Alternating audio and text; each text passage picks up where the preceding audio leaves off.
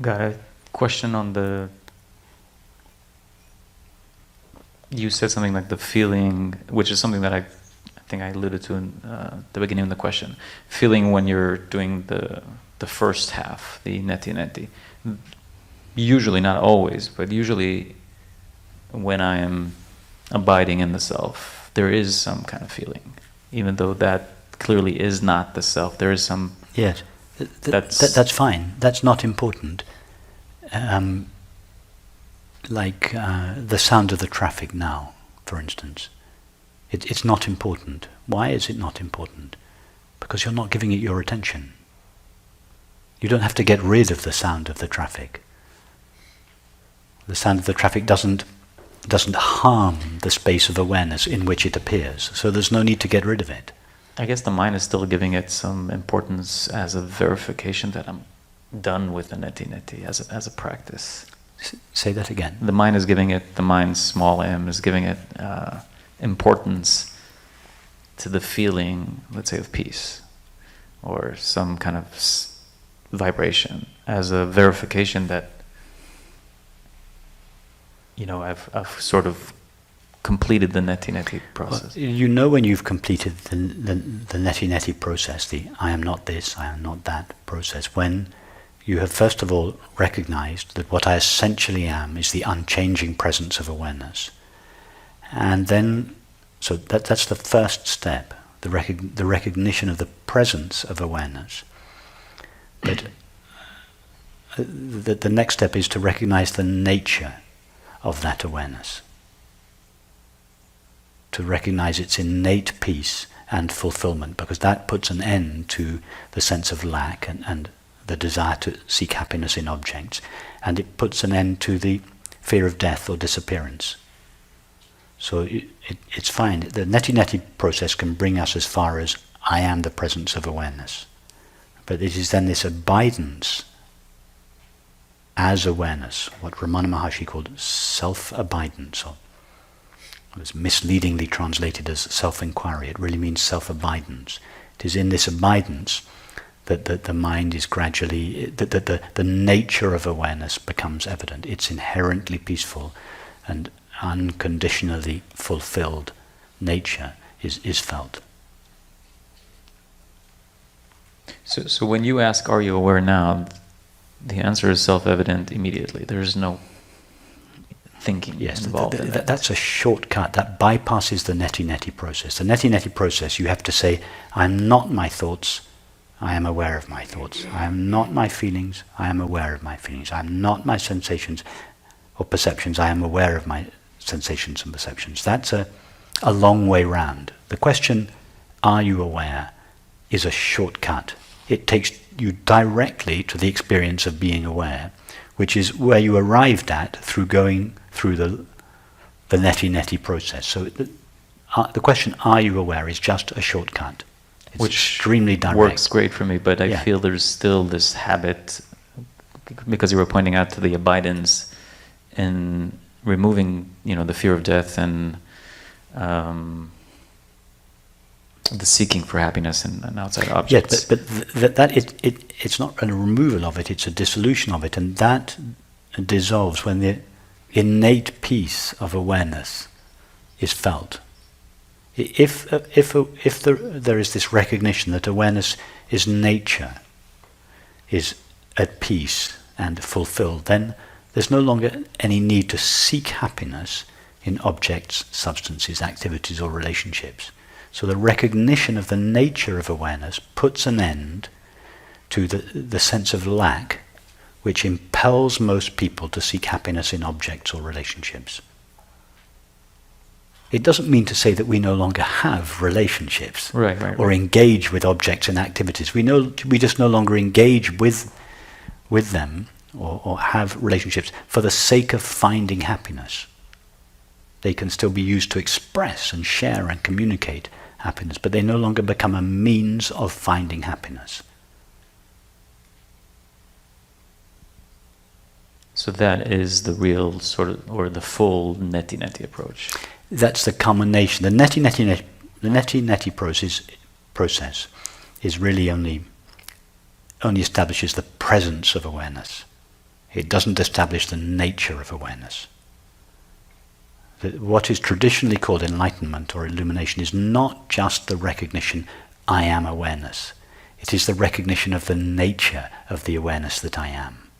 It is that recognition that puts an end to the search for peace and happiness in objects, substances, activities, and relationships. And the recognition would come just by continuously abiding, or? Yes,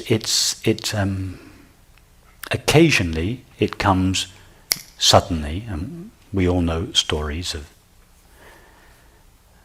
such stories, but in most cases it comes gradually. It's like the piece of awareness begins to make itself felt in the background of experience. And so it sort of dawns on you, it's not like an effort that... It's not an effort, and it can be... It doesn't have to be an extraordinary experience. You just notice over time that there is less and less impulse in you to seek happiness in objective experience, and there's less and less fear of disappearance or death. It sometimes happens in a particular moment, and then you can say at 3 p.m. on the 24th of June 1979 this happened to me, but it often doesn't happen like that. It can happen so quietly that the mind doesn't even notice it to begin with, that it's only in retrospect that the mind notices, oh, I used to be so agitated and fearful and lonely, and all of that's just left me. I find myself at peace nearly all the time.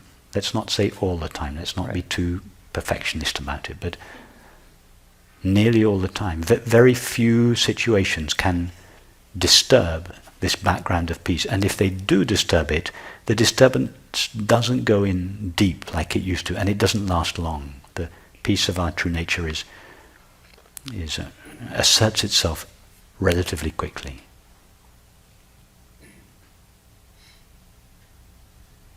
And again, for those that don't have that spark, let's call it, of quick enlightenment or whatever we want to call it,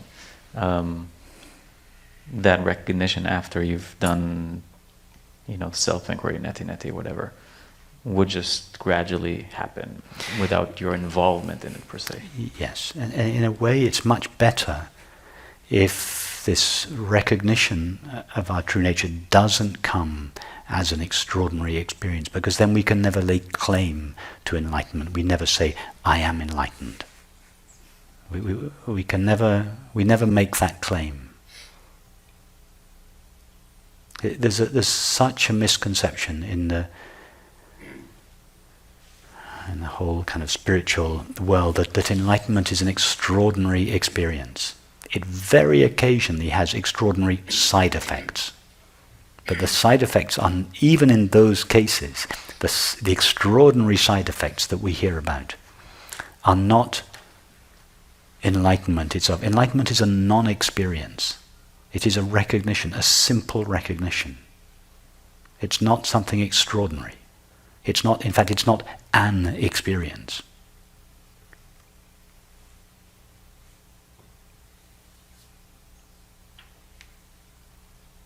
It is just a simple recognition that what we essentially are, that the nature of what we essentially are, is inherently peaceful and fulfilled.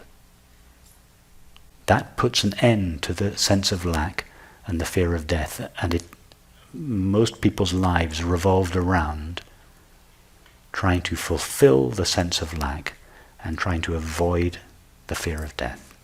Seeking and resistance. These are the two guiding feelings that the separate self revolves around. It doesn't mean to say we stop engaging fully in life. We can engage fully in life. We can have relationships or have a family or do whatever work we please. It doesn't mean that we retire from life. It just means that we engage with life, but no longer from the point of view of lack and fear. For instance, relationships. When we seek relationships, either ordinary friendship or intimate relationship, we don't do so in order to put an end to our fear. In other words, we don't use the other person as a means of fulfilling ourselves. That is a recipe for disaster in a relationship, as we all well know. But it doesn't mean to say we stop having relationships. We keep having friendships, relationships, but no longer as a means of finding happiness or love.